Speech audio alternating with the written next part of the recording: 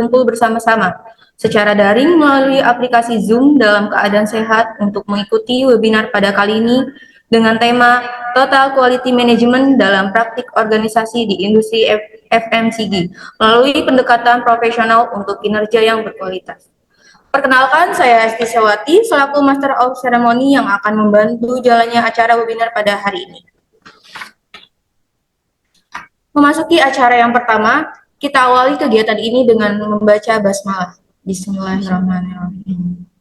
Acara yang kedua yakni pembacaan doa menurut kepercayaan dan agamanya masing-masing. Berdoa dimulai.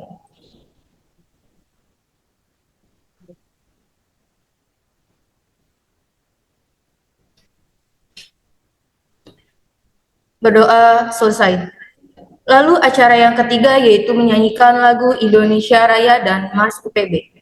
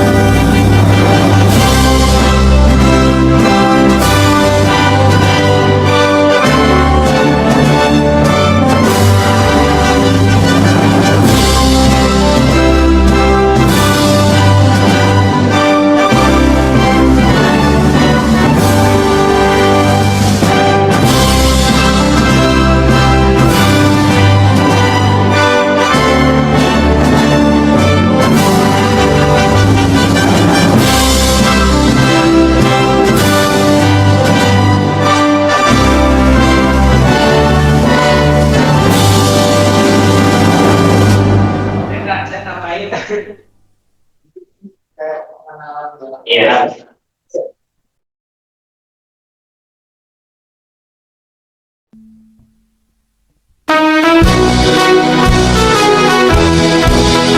Universitas Pelita Bangsa berkomitmen dengan kualitas terdepan.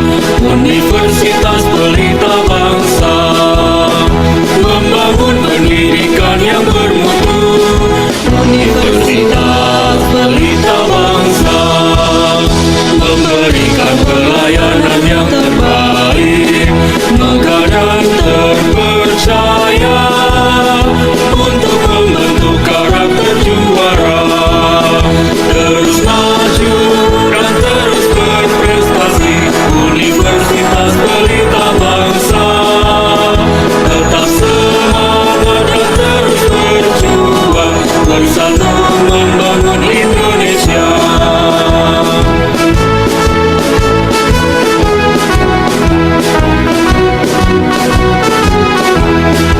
Universitas Pelita Bangsa memberikan pelayanan yang terbaik, megah dan terpercaya untuk membentuk karakter juara. Terus maju dan terus berprestasi. Universitas Pelita Bangsa tetap semangat dan terus berjuang bersatu membangun Indonesia. Bersatu membangun Indonesia.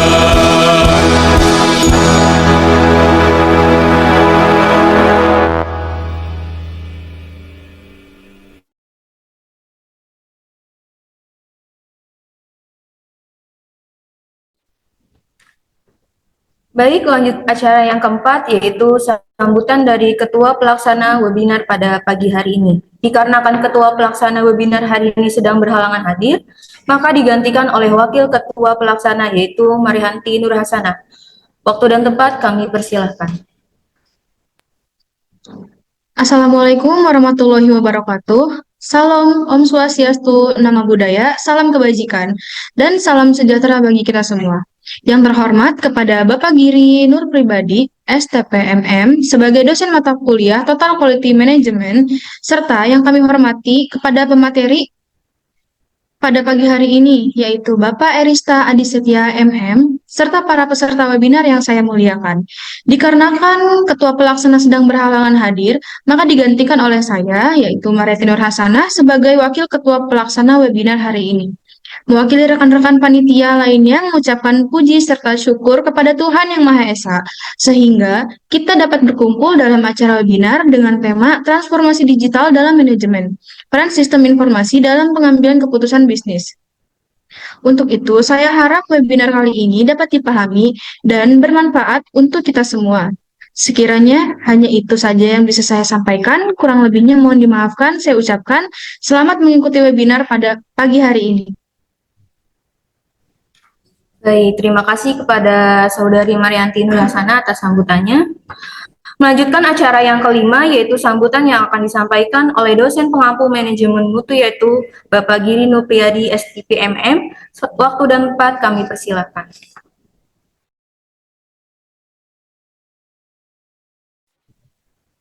Bismillahirrahmanirrahim. Assalamualaikum warahmatullahi wabarakatuh. Yang terhormat Waalaikumsalam warahmatullahi wabarakatuh. Bapak Erista Adisetya sebagai narasumber pada acara webinar pakar pada hari ini, dan yang terhormat seluruh mahasiswa yang hadir termasuk seluruh panitia dengan Mbak Mariati Nurhasana dan seluruh tim yang bekerja untuk hari ini. Semoga pada penyelenggaraan hari ini acara webinar pakar yang menyertai acara perkuliahan Total Quality Management yang dilakukan setiap semester pada semester ganjil 2025-2026 dapat terselenggara dengan baik. Harapannya cerita-cerita atau informasi dan seluruh penjelasan mengenai Total Quality Management yang menjadi pengalaman dari Bapak Erista dapat diteladani oleh para mahasiswa, terutama pengalaman di PT Sari Usada mengenai pabrik milk dan juga beberapa perusahaan fast moving consumer good, misalnya Danone Internasional yang bergerak di bidang air mineral. Untuk itu kami ucapkan terima kasih dan apresiasi sebesar-besarnya kepada Bapak Erista dan seluruh tim mahasiswa. Semoga pada penyelenggaraan hari ini dapat lancar dan dapat memberikan manfaat dan berkah di masa depan untuk kelancaran pencapaian dari semua capaian pembelajaran mata kuliah dan juga capaian pembelajaran lulusan dari Universitas Pelita Bangsa, khususnya Fakultas Ekonomi dan Bisnis di bidang program studi manajemen. Wassalamualaikum warahmatullahi wabarakatuh. Baik, terima kasih Bapak atas sambutannya. Hadirin yang kami hormati, setelah rangkaian sambutan selesai disampaikan, selanjutnya kita akan memasuki sesi inti dalam kegiatan webinar pada hari ini. Sebelum itu, izinkan saya selaku Master of Ceremony untuk memperkenalkan moderator yang akan memandu jalannya acara pada hari ini, khususnya pada sesi penyampaian materi dan diskusi. Moderator kita pada kegiatan webinar hari ini adalah Saudari Putri Syifa Nadia, yang merupakan mahasiswi program studi manajemen. Beliau memiliki pengalaman dalam memandu kegiatan akademik serta diskusi ilmiah. Kami berharap dengan kepiawaian beliau, jalannya acara dapat berlangsung dengan tertib, interaktif, dan bermakna bagi seluruh peserta. Untuk itu, kepada Saudari Putri Syifa Nadia, waktu dan tempat kami persilahkan.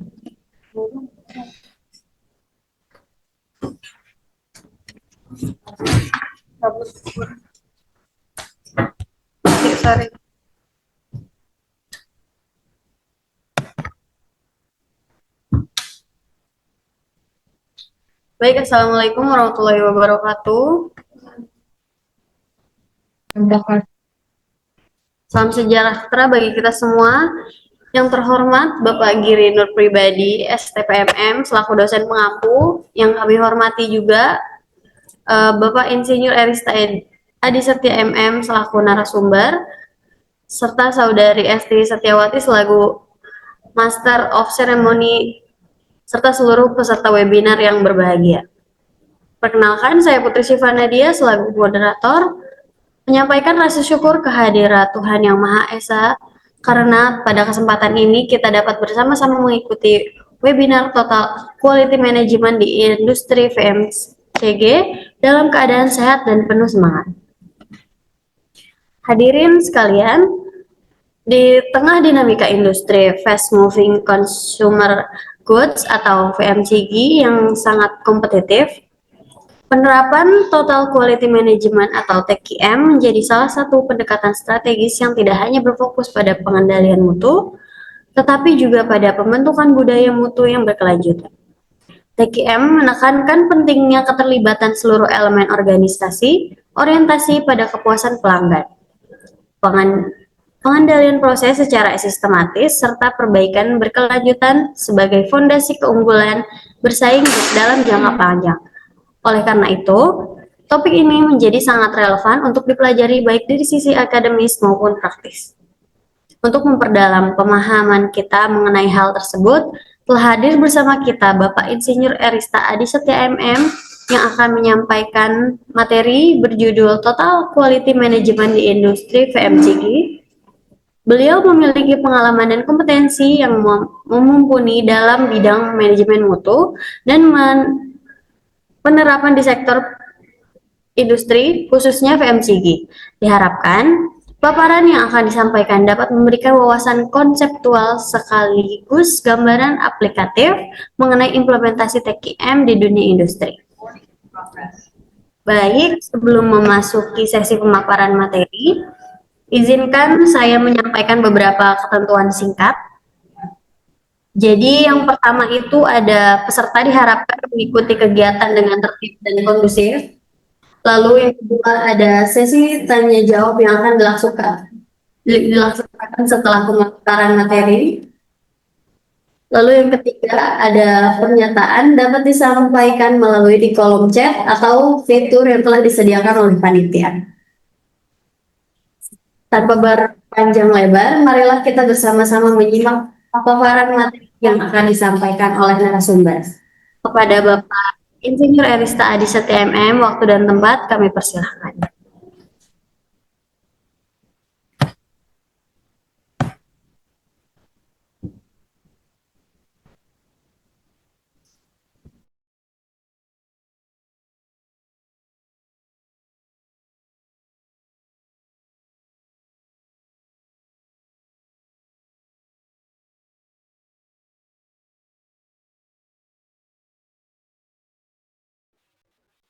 Terima kasih.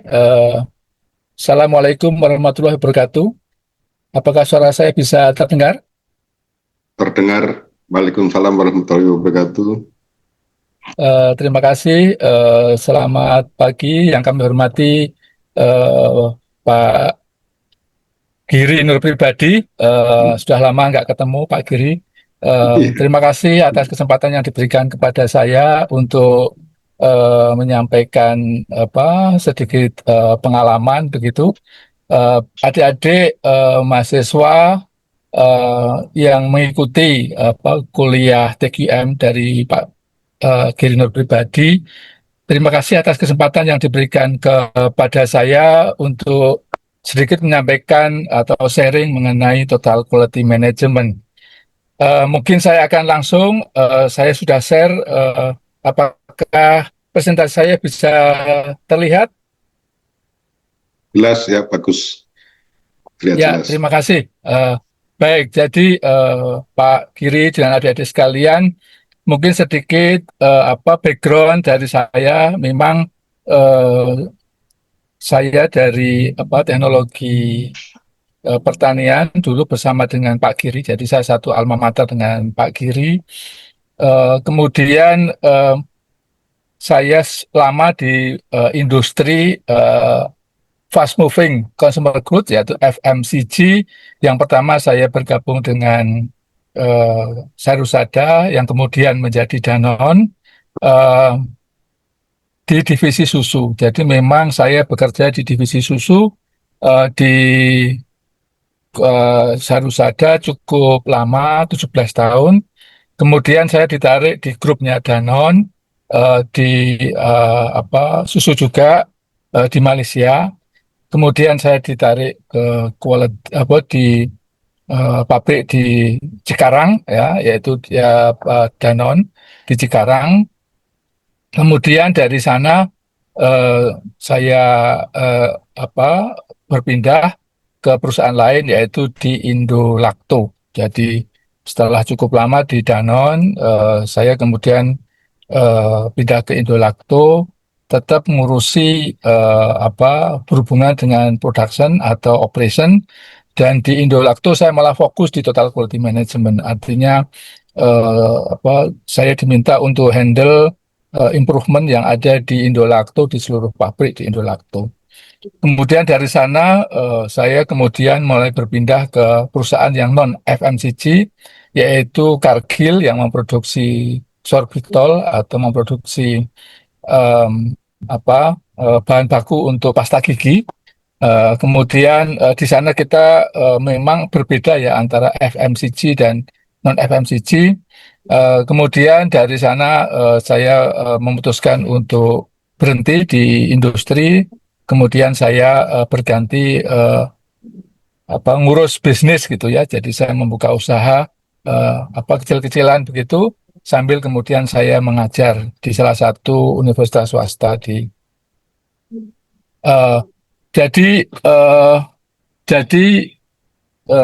kalau kita lihat total quality management ini sesuatu sangat menarik. Kalau nanti mungkin adik-adik ke industri itu total quality management pasti akan ditemui begitu. Dan karena ini adalah basic atau sesuatu yang akan dilakukan. Dan dari awal saya bergabung di quality dulu, kemudian di operation dan seterusnya, total quality management merupakan salah satu yang tools yang dipakai begitu. Jadi kalau kita lihat seringkali kita berbeda antara antara QMS dan TQM ya.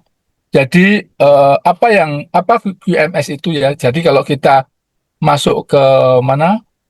Masuk ke Kalau kita masuk ke industri, kemudian di bagian quality itu kita akan masuk ke bagian quality management system, di mana kita akan handle quality, kita akan melakukan inspeksi, kemudian kita akan menerapkan ISO 9000 dan sebagainya.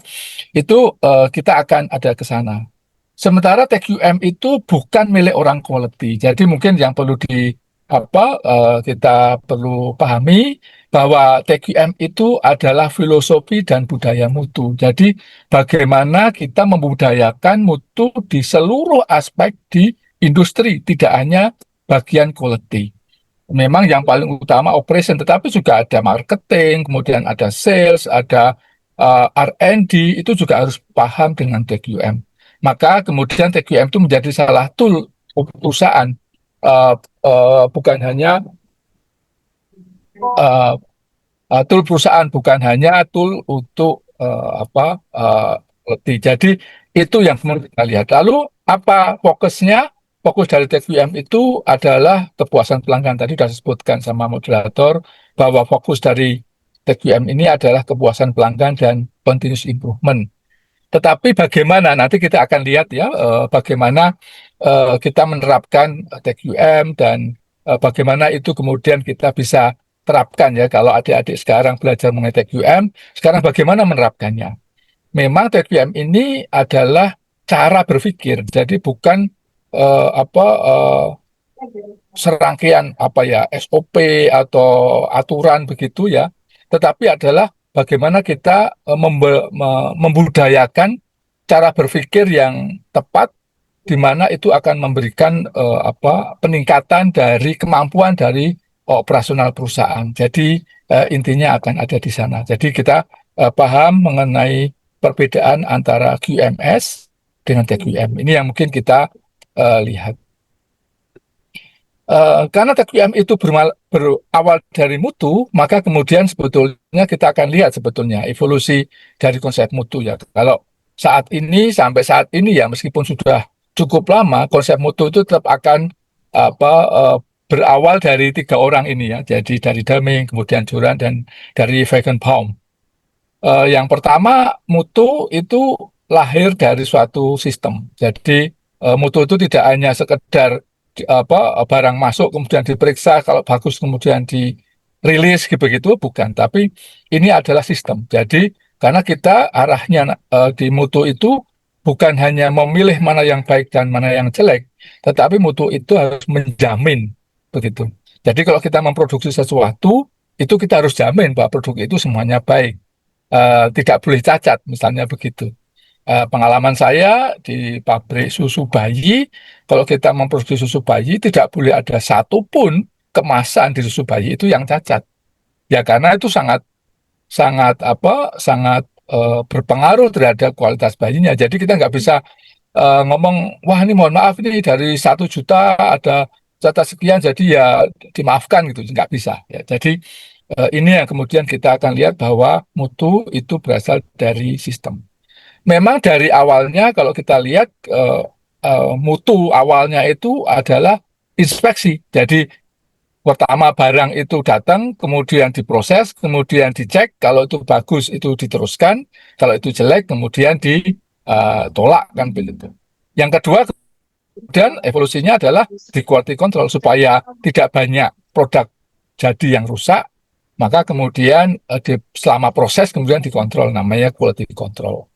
Nah, saat ini quality control masih dipakai ya. Kemudian berikutnya lagi, wah kalau quality control kan sedang diproses, itu ada juga masalahnya karena pada waktu di awal kemudian perencanaannya tidak dijamin, maka kemudian muncul quality assurance.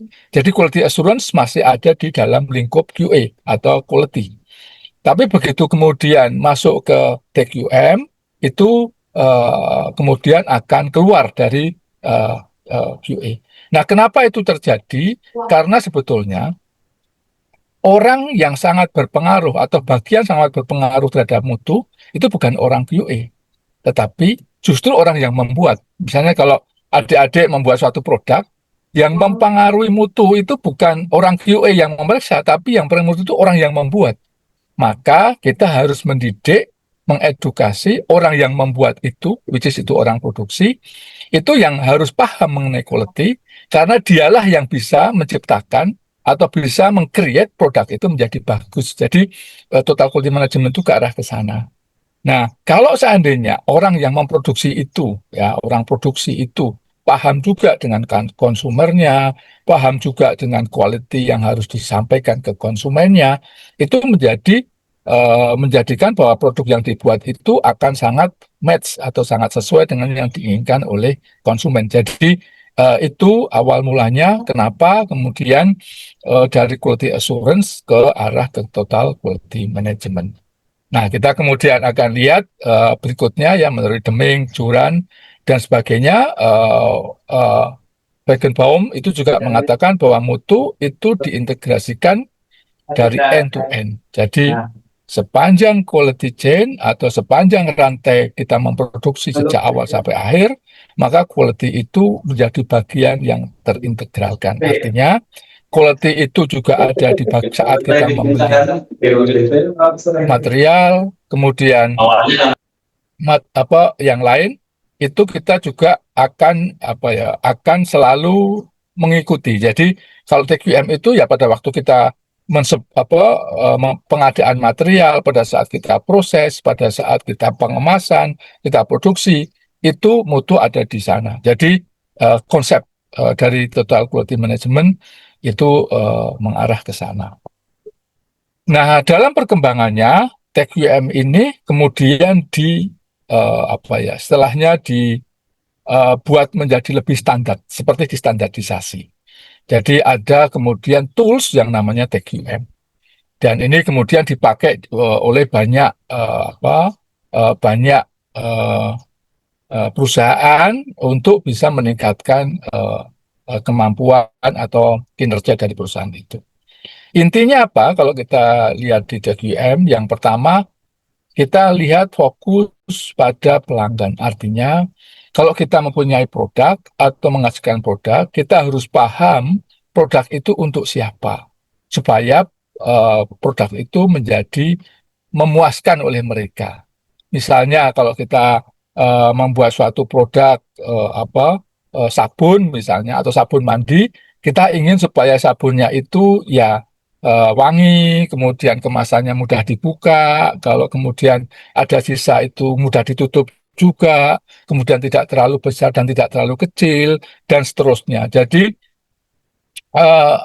orang-orang di produksi atau orang-orang di operation kemudian akan berpikir bagaimana kita memenuhi kebutuhan dari pelanggan. Nah, dalam hal ini di TQM, pelanggan itu ada dua.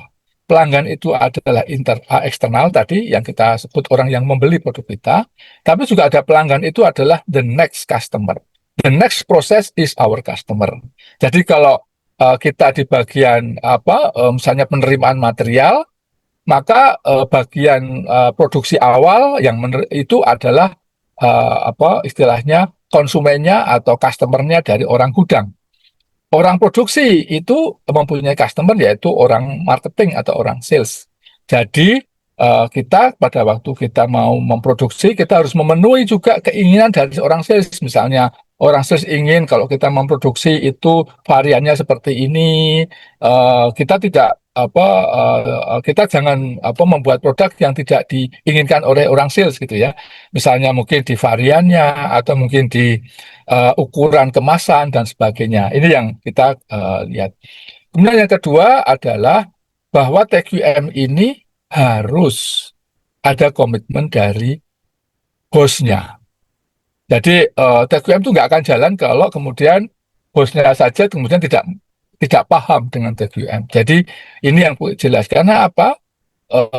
Pemimpin inilah yang akan mengarahkan. Ayo kita ke sana. Ayo kita membuat supaya produk ini seperti lebih baik dan sebagainya. Ini pemimpin ini mempunyai istilahnya peran yang sangat penting. Jadi tidak hanya mungkin kita saja yang teman-teman gitu ya, yang di operasional yang kemudian dijalankan TQM, nggak bisa. Ini pimpinan juga harus ikut terlibat ke sana. Yang berikutnya, TQM ini harus seluruh karyawan harus ikut. Artinya kegiatan ini tidak hanya pada bagian produksi saja atau bagian quality saja, tapi seluruh karyawan harus ikut. Makanya ini yang kemudian yang menarik karena TQM ini menjadi sifatnya inklusif ya. Semua karyawan dan semua yang ada di dalam perusahaan itu harus berpartisipasi dalam TQM. Nah, berikutnya pendekatan proses. Pendekatan proses itu artinya pada waktu kita melakukan suatu kontrol terhadap suatu kualitas suatu produk, maka proses itu yang penting. Artinya karena proses itu yang akan menjalankan. Misalnya kalau kita ingin mengaduk sesuatu atau ingin mencampur sesuatu, maka mesin atau proses pengadukan itu penting. Bagaimana kemudian pengadukannya, mixingnya, kemudian cara kita memasukkan materialnya, kemudian cara mengeluarkannya, dan seterusnya itu penting. Maka kita lihat ini pendekatan ke proses ya. Nah, berikutnya adalah suatu proses itu selalu tidak akan sempurna. Artinya, pada waktu kita mempunyai proses itu menjadi menjadi topik untuk diperbaiki lagi. Artinya itu akan diperbaiki terus gitu ya. Apakah misalnya kita ingin mixing misalnya.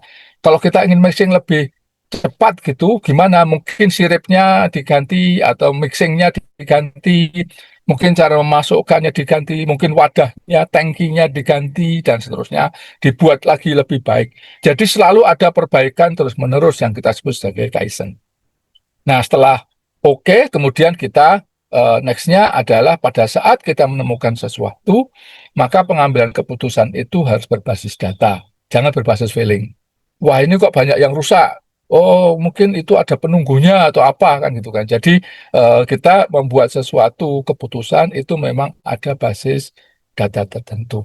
Nah, setelah kita pahami yang keenam proses TQM ini, prinsip ini, maka kemudian kita sama-sama bekerja sama, berkolaborasi, tidak hanya di perusahaan kita sendiri, tapi juga dengan pemasok, dengan distributor kita, itu kita saling bekerja sama untuk membentuk suatu rantai yang kemitraan yang saling menguntungkan. Jadi TQM itu prinsipnya ada ada 7 ya yang kita perlu tangani bersama. Jadi ini mungkin yang perlu kita lihat.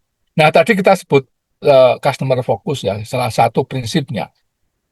Nah, customer focus itu apa yang mungkin kita perlu lihat? Jadi kita perlu lihat aspek-aspek dari apa yang diinginkan oleh konsumen. Ya, jadi ada yang mungkin murahnya, ada yang ingin kemudahannya, ada yang ingin kepercayaannya dan sebagainya.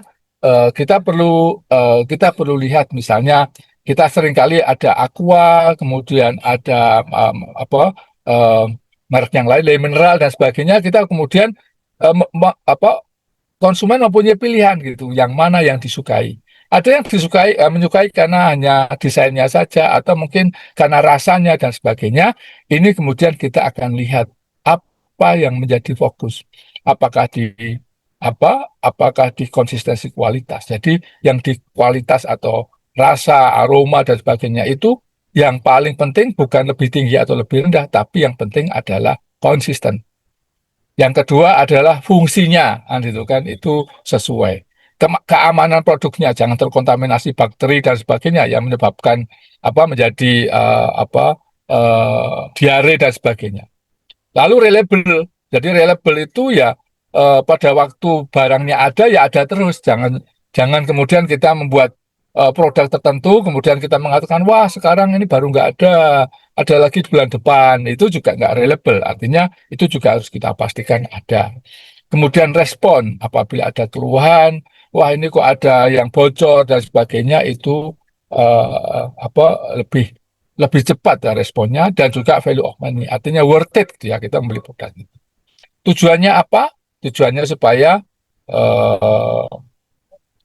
konsumen kita itu mau beli dan beli lagi dan beli lagi, sehingga itu akan meningkatkan kinerja kita atau kinerja di perusahaan kita. Jadi ini yang mungkin kita perlu lihat atau pentingnya ya. Tadi setelah saya ambil salah satu prinsip karena customer focus itu penting. Jadi meskipun kita orang operation kadang-kadang jauh gitu dengan customer gitu karena nggak pernah ketemu, tetapi dengan TQM ini kita menjadi lebih dekat karena kita tahu sebenarnya yang diinginkan oleh mereka itu apa. Jadi ini yang mungkin kita perlu pahami. Nah, sekarang kita akan lihat dalam kita menerapkan TQM itu ada step-step yang harus kita buat. Jadi kita ada basic, ada lanjutan gitu ya. Jadi kita paham dulu yang pertama itu apa ya. Jadi ada 3 tingkatan yang sebetulnya kalau kita ingin menerapkan TQM. Yang pertama kita harus paham dengan basicnya dulu. Karena TQM itu apa? TQM itu sebetulnya ada 2 hal. Yang pertama adalah problem solving, yang kedua adalah operational improvement. Jadi kita harus paham dulu bahwa pada saat kita di operation atau melakukan suatu pekerjaan di pabrik, itu titik yang pertama adalah kita harus mampu mengatasi kalau ada problem. Misalnya kita harus mengisikan tetapi isinya kok tidak stabil. Kita ingin membuat kemasannya sok bocor, misalnya begitu. Itu kita harus pastikan bahwa problem itu bisa ditangani dengan baik. Jadi lalu kemudian kita kembangkan tools-nya. Ada bagian tadi 5S, ada 7QC tools, ada SOP dan sebagainya. Ini adalah bagian dari basic-nya. Nah, setelah itu kita ada beberapa problem solving yang juga mengarah ke improvement. Ada PDCA ya, Plan do Check Action, ada Kaizen, ada Statistical Process Control, ada Quality Circle. Itu kita melihat ada beberapa tools yang kita pakai untuk meningkatkan problem solving itu. Nah, yang di tingkat berikutnya adalah ke pekerjaan atau ke project yang lebih lebih advance gitu ya. Jadi ada problem yang lebih kompleks, kita bisa kemudian mengerjakan itu, kita bisa menggunakan FMEA, yaitu Failure Mode and Effect Analysis. Kita bisa pakai Six Sigma, kita bisa pakai Lean Six Sigma, kita bisa pakai benchmarking dan sebagainya.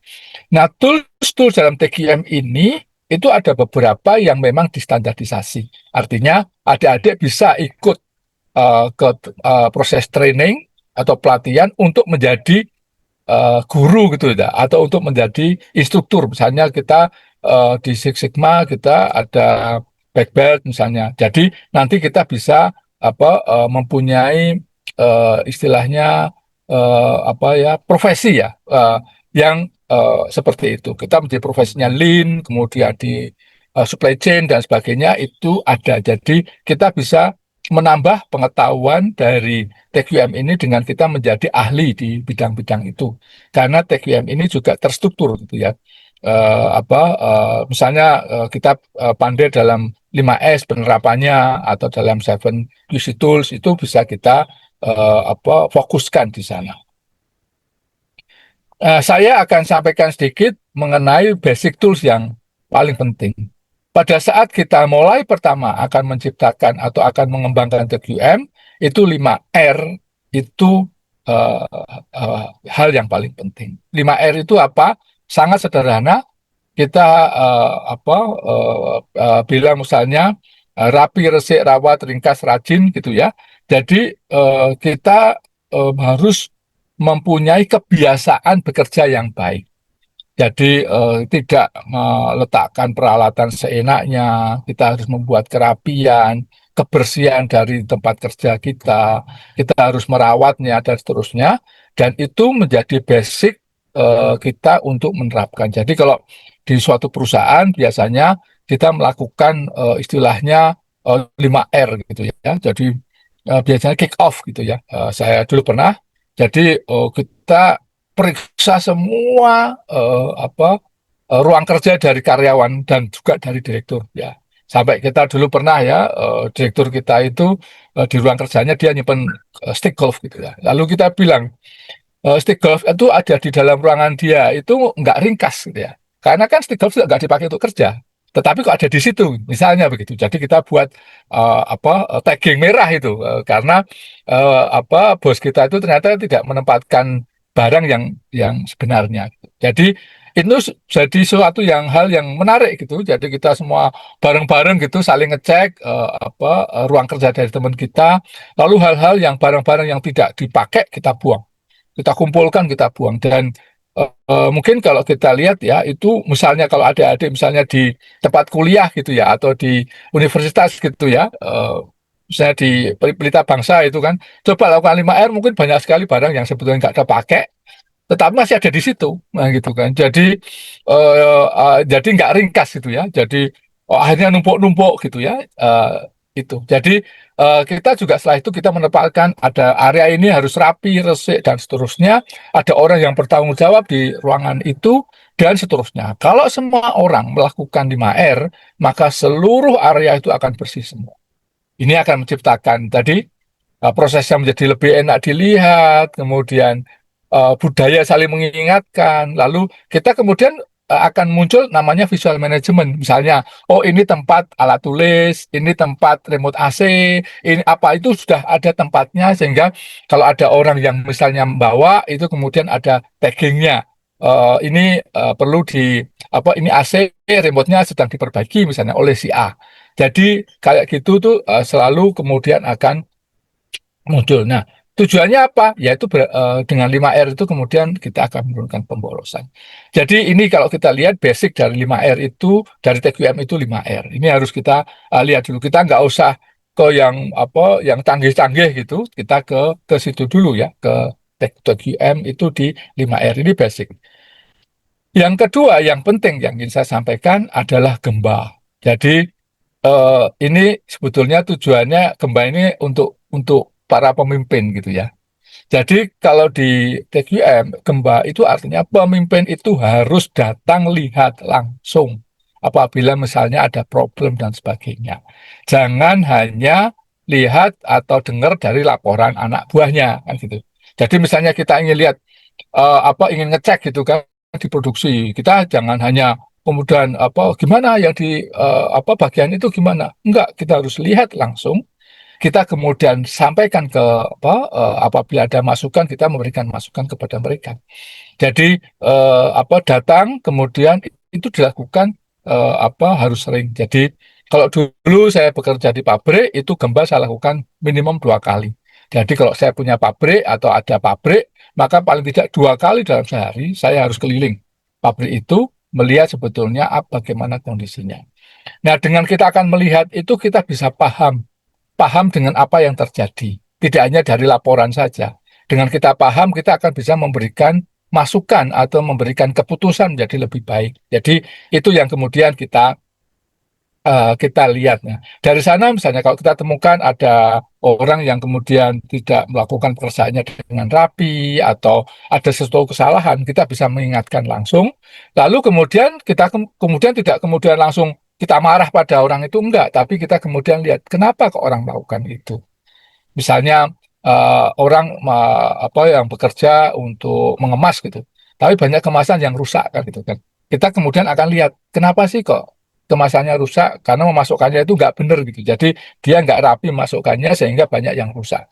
Nah, mungkin kita harus ada cara lain. Gimana caranya? Mungkin kemasan yang masih dalam bentuk flat itu kemudian kita tempatkan ke wadah tertentu untuk mencegah supaya tumpukannya tidak kemana-mana. Misalnya begitu dilakukan dengan cara membuat standarisasi. Jadi inilah pentingnya gemba di dalam TQM. Jadi ini yang mungkin kita akan lihat ini. 2 hal yang penting yang saya sampaikan ini adalah 5R dan gemba ya. Jadi ini basic yang mungkin kita harus buat. Nah, berikutnya adalah kita pada saat akan menerapkan di TQM ini kita bagaimana tahap-tahapnya kan gitu kan. Jadi biasanya TQM ini akan bisa jalan itu sekitar 2 sampai 3 tahun ya. Kalau kita lihat kemarin saya ikut membantu di salah satu perusahaan jamu begitu. Itu sekarang sudah mulai tahap konvensi dari TQM itu selamanya 3 tahun sejak awal kita persiapan. Jadi kalau kita lihat ya pertama kita akan lakukan persiapan. Jadi manajemen kita akan membuat komitmen bahwa kita akan menerapkan TQM dan sebagainya. Ini semua aspek atau semua bagian dari perusahaan harus mendengar dan memahami itu. Nah, kemudian kita akan merancang sistem. Nah, merancang itu adalah ada orang yang akan mengatur atau akan mengelola kegiatan TQM ini. Jadi di sana ada struktur organisasi yang terkait dengan TQM, mungkin ada ketuanya kan gitu kan, lalu kemudian ada tim yang akan membantu untuk kegiatan atau event dari TQM itu berjalan dengan baik. Nah, setelah sudah ada, lalu kita akan membuat standarnya, kemudian kinerjanya seperti apa, dan seterusnya. Kemudian kita akan mulai untuk menerapkan, yaitu kita akan melakukan serangkaian pelatihan-pelatihan. Tadi pelatihan yang disebutkan tadi yang berlatih tools tadi ya.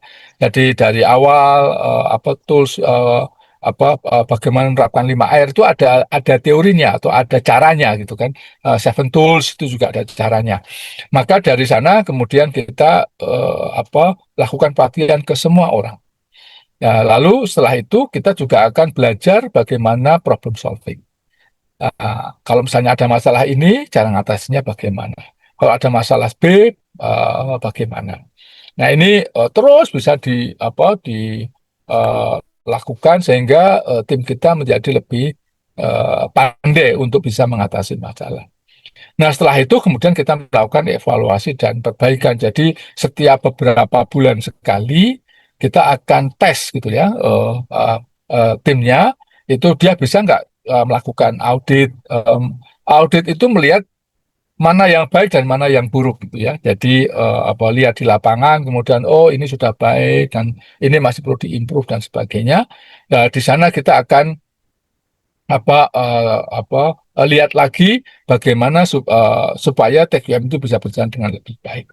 Nah, kemudian di tahap yang terakhir itu setelah kita mumpuni gitu di proses penerapan TQM, maka kita integrasikan dengan yang lain. Misalnya kita lakukan integrasi dengan ERP, misalnya Enterprise Resource Planning, yaitu kita akan menggunakan sistem gitu. Jadi data produksi tadinya kita pakai tulisan, pakai input, pakai tangan, kemudian kita menggunakan monitor, kita pakai sensor dan sebagainya untuk meningkatkan kita dalam membuat keputusan. Misalnya kita bisa mengintegrasikan misalnya kegiatan kita di produksi dengan stok material yang ada di gudang.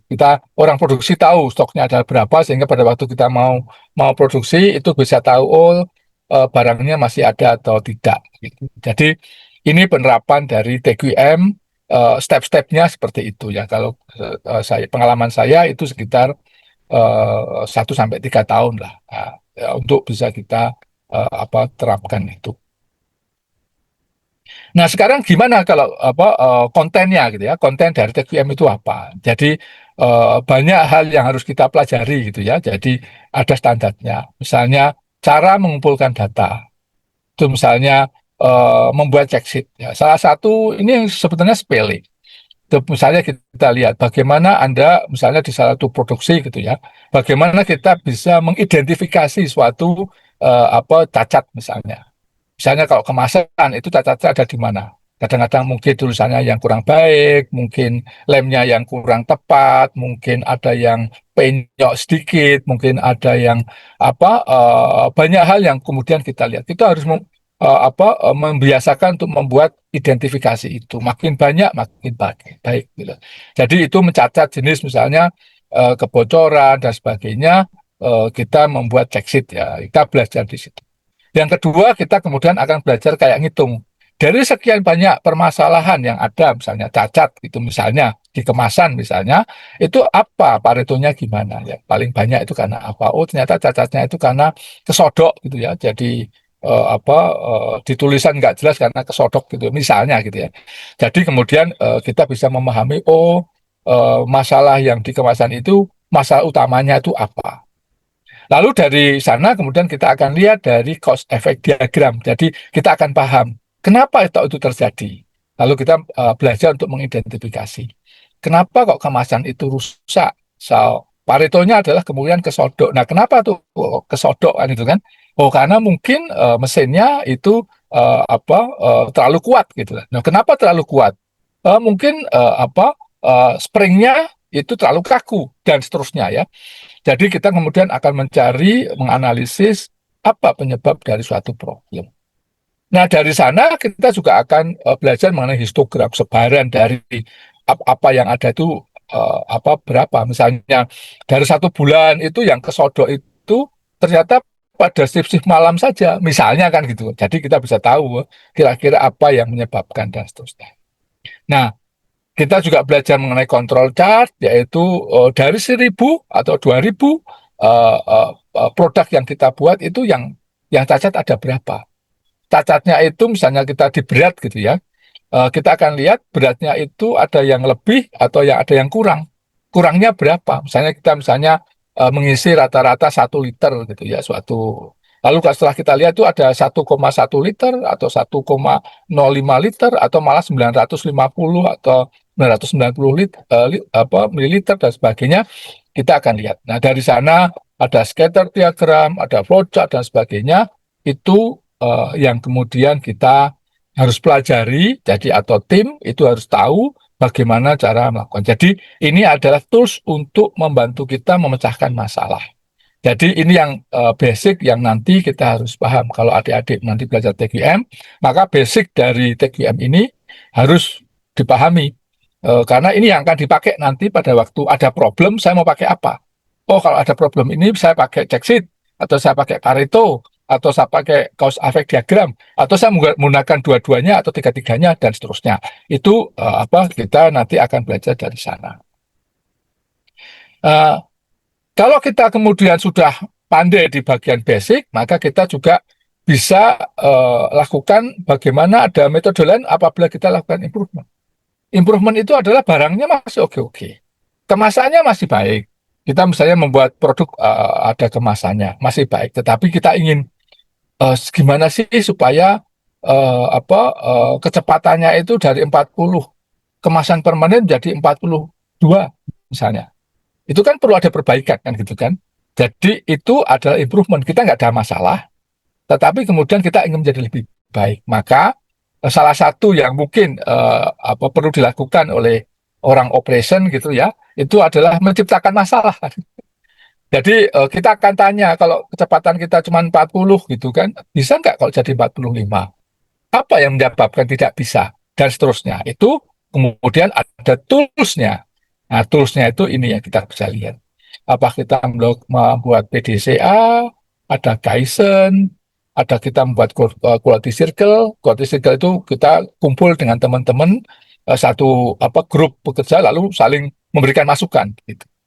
Atau kita membuat standarisasi gitu kan supaya menjadi lebih aman. Misalnya kalau kita ingin meningkatkan kecepatan pengemasan itu misalnya kita harus seal gitu ya, kita harus buat seal gitu karena kemasannya itu dalam bentuk saset gitu ya, dibuat seal. Nah, kecepatan kita nge-seal misalnya itu kemudian dibuat SOP.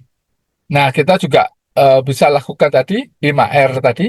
Jadi 5R itu mungkin bukan problem, cuman kita ingin menjadi lebih rapi, lebih tertib dan sebagainya. Jadi ini ada beberapa yang mungkin kita bisa lihat. Mungkin yang penting ya kalau kita lihat di improvement-nya adalah suggestion system. Jadi suggestion system itu adalah apabila Anda misalnya di universitas atau kita bekerja itu selalu ada ide yang lebih baik. Nah, ide yang lebih baik itu kemudian kita tulis, kemudian kita kumpulkan. Jadi setiap hari misalnya kita bisa minta anak buah kita buat 5 suggestion system yang Anda temukan. Hal-hal yang kecil-kecil, yang sepele-sepele, yang misalnya gimana caranya supaya kalau orang jalan tidak terpleset misalnya, gimana caranya supaya kalau kita kita membuat suatu produk itu produknya tidak tercecer dan seterusnya, itu kita bisa mengusulkan itu. Jadi itu yang kemudian kita lihat. Di titik lain kita juga ada tools yang dipakai untuk mengendalikan proses. Jadi mengendalikan proses itu adalah memastikan kalau kita melakukan proses tertentu itu prosesnya stabil gitu ya. Jadi kalau kita ngisikan produk kan gitu kan isinya stabil karena kita kontrol semuanya. Nah, ini kemudian kita akan buat banyak metode atau tools. Kita menggunakan SPC, kita chart control, capability analysis dan sebagainya. Ini adalah beberapa tools yang perlu kita semua pahami supaya kita bisa memakai ini untuk melakukan improvement atau problem solving dari proses yang ada di pabrik kita. Jadi ini kita bisa lihat seperti itu. Nah, ini yang lebih canggih lagi gitu, kita bisa menggunakan FMEA. Jadi ini ada pembelajaran tertentu yang nanti adik-adik bisa pelajari lebih dalam. Jadi kalau FMEA itu sebetulnya adalah risk analysis. Jadi kalau kita mau jalan misalnya gitu, kita akan lihat dulu. Kalau jalan itu resikonya apa? Mungkin kita kesandung, supaya nggak kesandung bagaimana? Kita mungkin kehujanan, supaya tidak kehujanan bagaimana misalnya. Itu kita mengantisipasi. Jadi pada waktu kita akan menjalankan proses, seluruh proses itu kita cek apakah ada resikonya, lalu resikonya itu apakah kita bisa antisipasi. Itu metode FMEA. Jadi ini yang kita bisa lihat. Berikutnya adalah teknik yang kita sebut sebagai Pokayoke. Pokayoke itu adalah anti salah gitu ya. Kita harus membuat sistem supaya nggak salah. Salah satu ya adalah Anda memasukkan SIM card ya. Anda nggak pernah salah karena ada bagian yang kepotong gitu ya. Itu namanya Pokayoke. Jadi nggak mungkin terbalik gitu ya. Karena apa? Karena sudah ada Pokayoke-nya. Anda juga memasukkan misalnya steker atau switch itu ya, colokan itu juga sudah tertentu antara yang cowok sama yang cewek gitu ya. Jadi sudah tertentu, itu namanya pokayuki. Kalau itu nggak pas ya, itu berarti salah kan. Jadi itu banyak hal yang bisa kita lakukan secara pokayuki yang sekarang udah pakai sistem gitu ya. Misalnya kalau kita misalnya bayar pakai kris gitu ya, tapi kemudian belum diterima oleh pembelinya kan itu kan, atau kodenya salah. Nah, itu kalau belum diterima itu ya belum, pembayaran belum akan terjadi. Nah, itu ada cara untuk memastikan tidak terjadi kesalahan di sana. Ini Pokayuki. Ini cukup menarik kalau nanti adik-adik juga belajar lebih banyak ke sana. Nah, ini yang mungkin yang cukup kompleks, nanti adik-adik bisa belajar Six Sigma. Itu adalah cara bagaimana memastikan bahwa apabila kita suatu proses, itu barang yang cacat itu nggak ada. Sedikit banget gitu ya. Jadi kalau Six Sigma itu adalah 3,4 defect per million opportunities. Jadi kalau kita bisa membuat, misalnya kita membuat pengisian gitu, pengisian atau itu dalam 1 juta itu hanya ada 3 atau 4 kaleng yang kemudian keluar dari standar, itu kita masuk sebagai Six Sigma. Jadi arahnya ke sana. Jadi kita harus memastikan bahwa alatnya, produknya, sensornya, dan seterusnya itu berjalan dengan baik supaya tidak terjadi penyimpangan dari proses yang ada. Nah, ini ini juga salah satu Anda bisa jadi instruktur Lean Six Sigma gitu, menjadi suatu keahlian tersendiri yang bisa dipakai untuk membantu perusahaan lain. Jadi ini Six Sigma cukup membantu kita untuk bagaimana kita bisa mengatasi permasalahan-permasalahan yang ada di perusahaan. Nah, yang mungkin yang terakhir yang saya sampaikan, bahwa apapun yang kita punyai atau kemampuan yang kita punyai dalam hal TQM itu basicnya adalah budaya. Artinya, meskipun Anda itu bisa atau tahu apakah itu tools-tools yang ada, tapi kalau Anda nggak bisa menyampaikan ini dan membuat orang lain atau tim itu menjadi mempunyai cara hidup atau cara bekerja yang sesuai dengan TQM, maka kemudian menjadi tidak terlalu berguna. Jadi intinya kita harus bisa membangun disiplin dan kesadaran di semua orang, sehingga orang itu mempunyai cara bekerja yang menjadi lebih baik. Misalnya menerapkan 5R, menerapkan one point lesson. Jadi kalau ada penemuan baru itu dia langsung akan sampaikan, suggestion system dan sebagainya. Jadi itu terjadi kenapa ada keterlibatan leadership dan manajemen gitu ya. Jadi biasanya kita untuk membudayakan itu kita ada hadiah atau ada apresiasi gitu ya di sana. Nah, berikutnya kita juga akan lihat di sisi bagaimana kita melakukan problem solving. Biasanya problem solving ini kita lombakan gitu. Jadi dulu waktu saya bekerja di pabrik itu pertama kali saya hanya punya beberapa circle gitu ya, jadi kelompok gitu untuk melakukan perbaikan problem solving. Nah, problem solving itu kemudian dibuat kan gitu kan, menjadi suatu, kalau di sini seperti skripsi gitu ya. Jadi berapa sih kalau saya memperbaiki ini, itu nanti saya akan menghasilkan keuntungan berapa. Jadi ini kita buat, dan kalau di Indofood dulu dalam 1 tahun itu kita bisa sampai menghasilkan 150 grup ya. Jadi cukup banyak, sehingga masing-masing saling berlomba untuk meningkatkan atau memberikan ide-ide perbaikan. Nah, ini saya kira mungkin menjadi suatu budaya yang baik, dan di tingkat Indofood kita ada convention setiap tahun gitu ya. Kalau di Indofood itu siapa itu baik dari sisi food atau mungkin juga dari sisi Bogasari, kemudian yang lain, kita juga saling berlomba gitu. Jadi kita saling ketemu, dan ini juga akan menjadi baik karena kemudian kita bisa melakukan benchmark ya dengan dengan departemen lain atau dengan pabrik lain, sehingga kita saling belajar, sehingga ini akan kemudian kita lakukan perbaikan terus-menerus.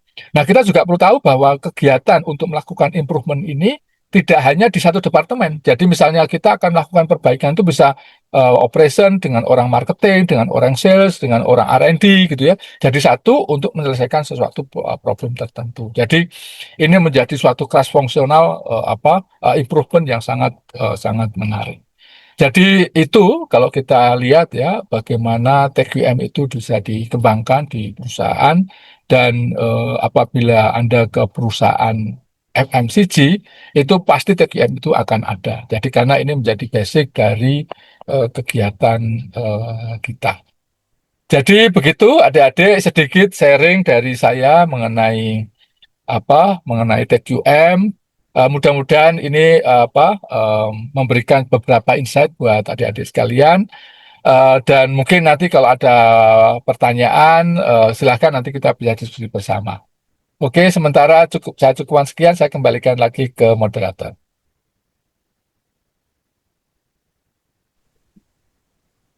Baik, terima kasih kami ucapkan kepada Bapak Insinyur Aristadi Setia MM atas pemaparan materi yang sangat komprehensif dan memberi pemahaman mendalam mengenai konsep, prinsip, serta implementasi Total Quality Management di industri FMCG. Selanjutnya kita akan memasuki sesi diskusi dan tanya jawab.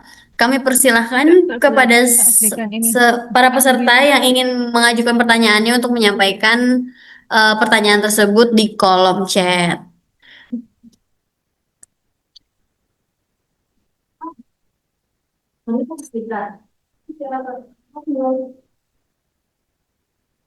Nanya paling dua. Ayo silakan teman-teman. Silakan yang mau bertanya masih grupnya ya.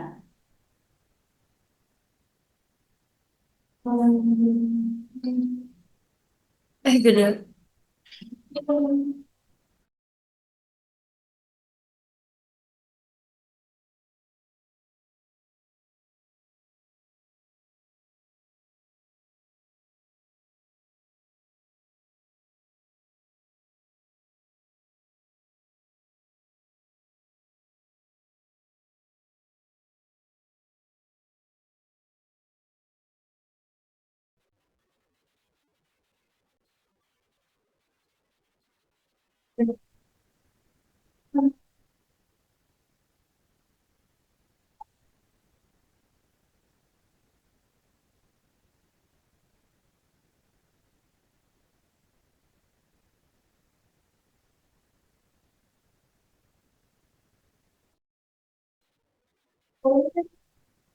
Oke, baik, sudah ada satu pertanyaan. Ayo yang lain, ada lagi?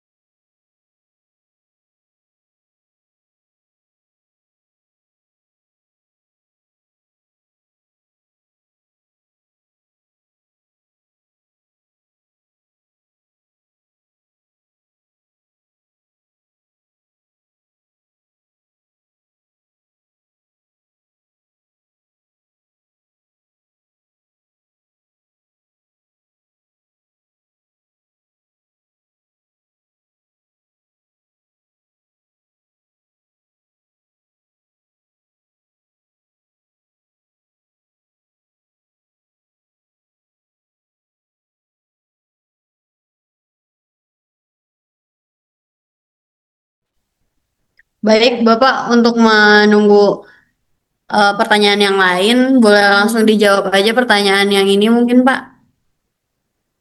Jadi, ada pertanyaan dari Wulan dari Bagaimana cara perusahaan FMCG menjaga konsistensi kualitas produk ketika volume produksi tinggi dan variasi permintaan pasar terus berubah? Baik ya, jadi mungkin ini yang perlu kita apa lihat ya. Memang eh, seringkali kita ya di perusahaan kadang-kadang kan permintaan tinggi gitu ya. Lalu kemudian kita dikejar-kejar nih supaya segera punya produk kan gitu kan. Jadi ini sebetulnya apa yang sangat penting kalau kita di perusahaan adalah memastikan bahwa proses yang kita lakukan itu harus sangat kaku gitu ya. Jadi tidak boleh kemudian diganggu dengan hal yang lain. Jadi artinya begini, jadi pada waktu kita akan mengolah suatu produk, itu pada saat kita menerima materialnya, memprosesnya, orang yang melakukannya, inspeksinya dan seterusnya itu harus standar. Tidak boleh kemudian karena itu rame gitu, lalu kemudian kita skip. Nah gitu. Seringkali kan ada problem seperti itu. Itu kita tidak boleh seperti itu. Oleh karena itu, di banyak perusahaan itu quality assurance itu tidak di bawah produksi, tetapi di bawah direktur utama. Karena apa? Seringkali mungkin perusahaan itu ditekan oleh orang marketing atau sales supaya jual produknya. Ini nggak apa-apa, nggak masalah, barangnya sudah ada di gudang, tapi belum rilis, kurang sedikit. Ya. Itu yang kemudian kita perlu juga antisipasi. Jadi bagaimana cara menjaga kuantifikasi atau kualitas dari produk yang ada, yaitu dengan kita memastikan pada saat kita menerima material, kalau barangnya jelek, materialnya jelek, kita tidak terima. Pada saat kita memproses, apa prosesnya itu tidak dilakukan dengan cara yang standar, itu juga kita tidak boleh terima. Prosesnya ya, jadi bukan hanya kualitas ya. Misalnya begini, suatu produk itu harus dipanaskan gitu ya, pada suhu 100 derajat Celcius gitu ya. Supaya bakterinya mati gitu, misalnya begitu.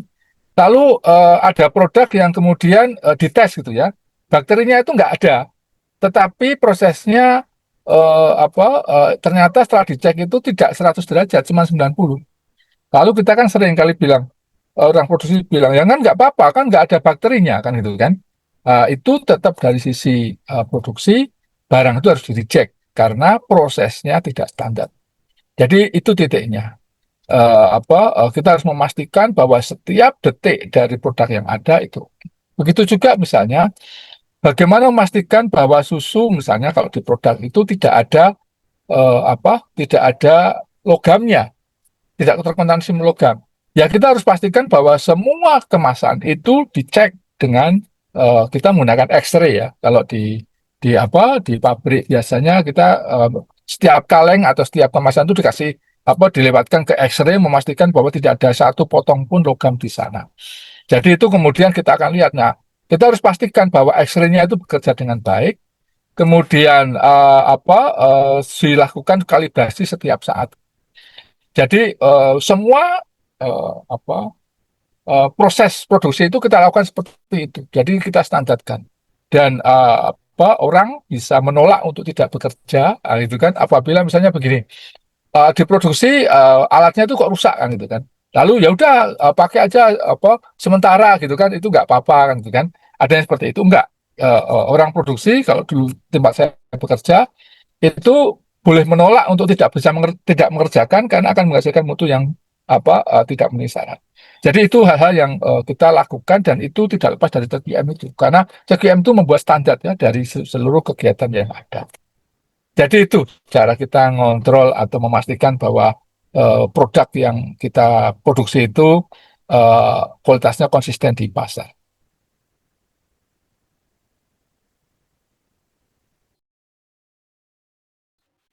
Baik, untuk jawabannya Bapak. Apakah yang lain ada pertanyaan lagi yang ingin ditanyakan? Silakan.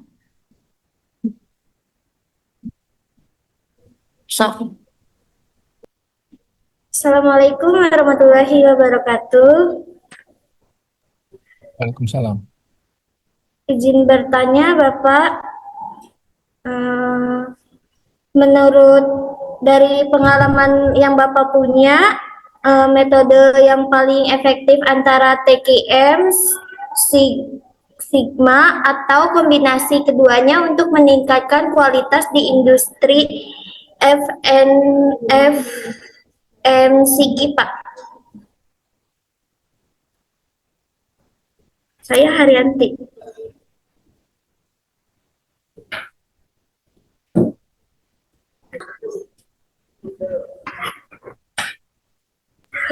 Baik, Pak, bisa langsung dijawab mungkin. Oh, baik, terima kasih ya, Mbak Arianti. Yang soal WA saya ya, berarti. Eh, baik, jadi apa yang akan kita pilih gitu? Apakah TQM, apakah tools yang lain? Sebetulnya tools itu sama saja, hanya namanya. Ada yang orang menamakan itu Total Quality Management, ada orang yang melakukan OI, yaitu Operational Improvement dan sebagainya. Itu sebetulnya sama. Tetapi yang paling penting adalah bagaimana proses satu problem solving, yang kedua improvement itu bisa dilakukan dengan baik. Jadi itu mungkin yang jadi key ya. Jadi bukan karena di TQM itu suatu payung gitu ya.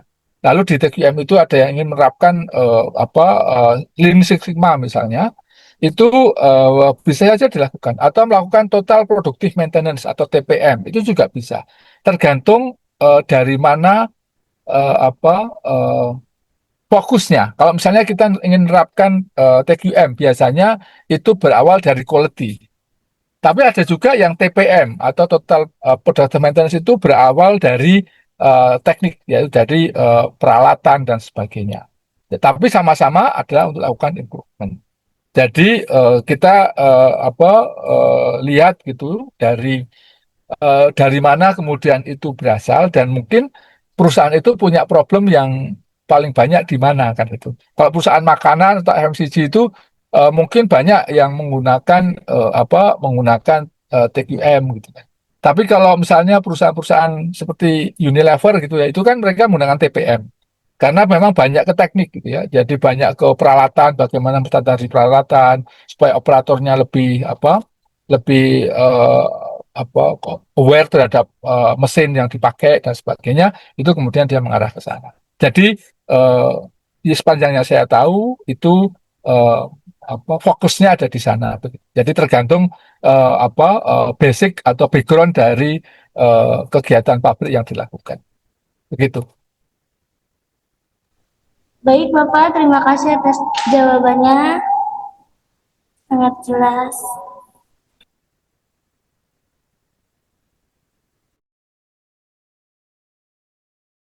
Baik, apakah ada yang ingin ditanyakan lagi, teman-teman?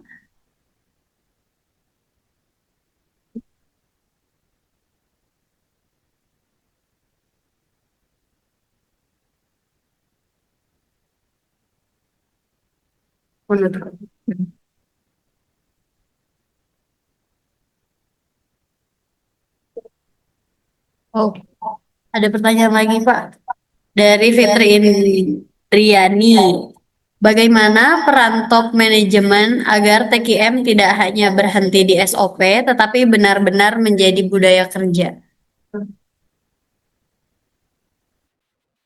Saya langsung jawab ya.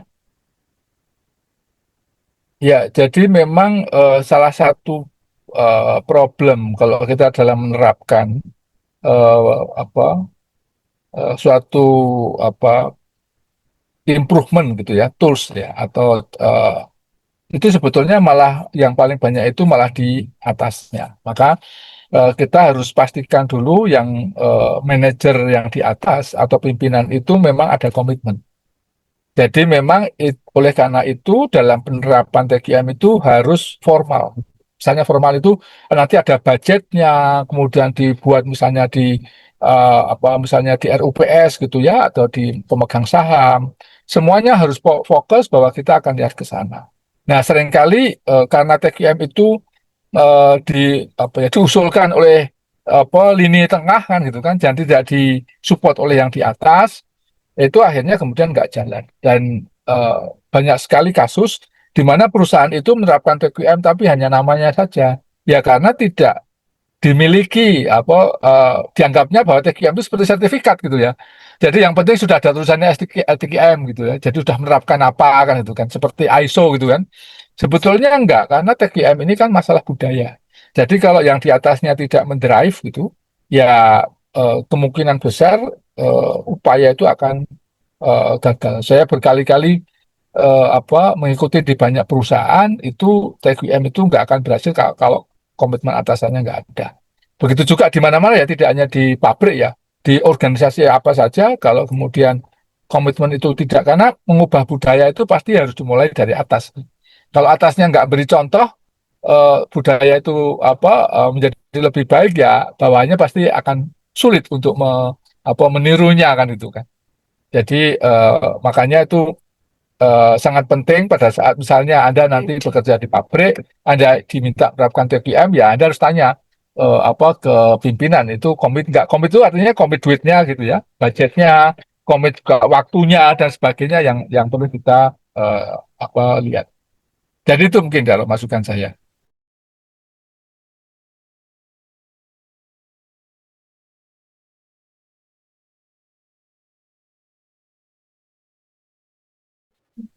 Oke, baik. Terima kasih atas jawabannya, Bapak. Baik, kita langsung kepada penutup. Sebagai penutup, saya selaku moderator mengucapkan terima kasih kepada Bapak Giri Nur Priyadi, STPMM, selaku dosen pengampu, Bapak Insinyur Erista Adi Setia MM, selaku narasumber, Saudari Esti Setiawati, selaku MC, serta seluruh peserta webinar atas partisipasi aktifnya. Semoga kegiatan ini memberikan manfaat akademis dan praktis bagi kita semua. Saya kembalikan acara selanjutnya kepada MC. Terima kasih. Wassalamualaikum warahmatullahi wabarakatuh.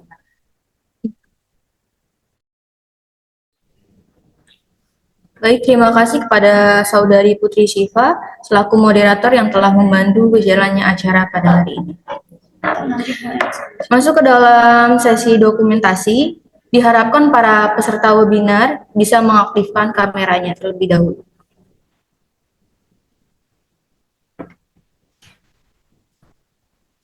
Si Aldrin kemana?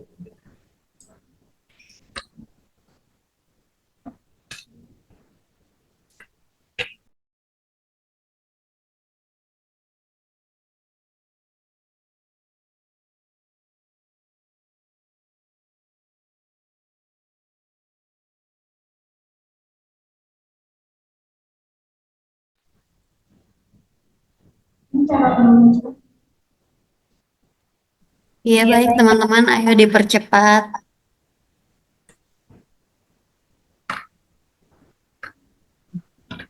Ini masih banyak yang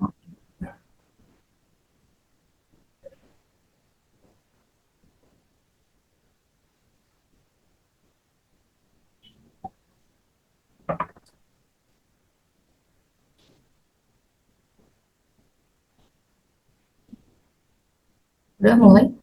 Oke, baik ya. Oke, dimulai ya. Saya hitung dari 1 sampai 3. 1, 2, 3. Oke. Baik, terima kasih teman-teman.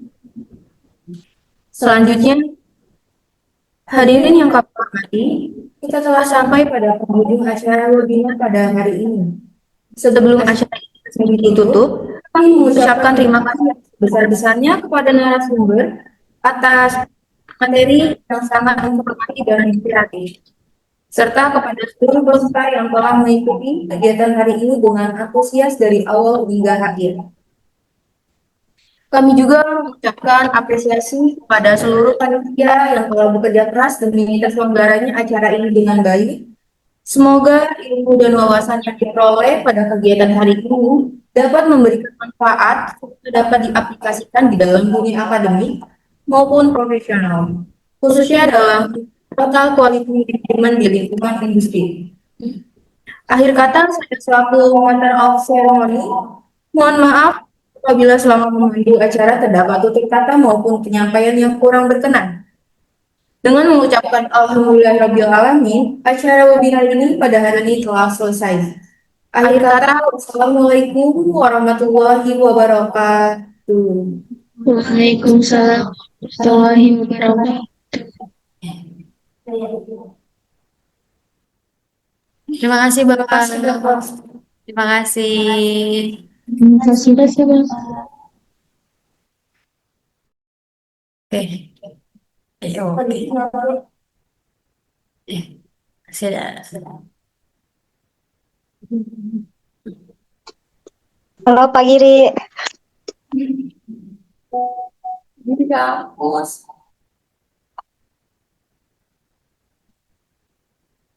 Bapak. Kita udah boleh keluar belum Pak?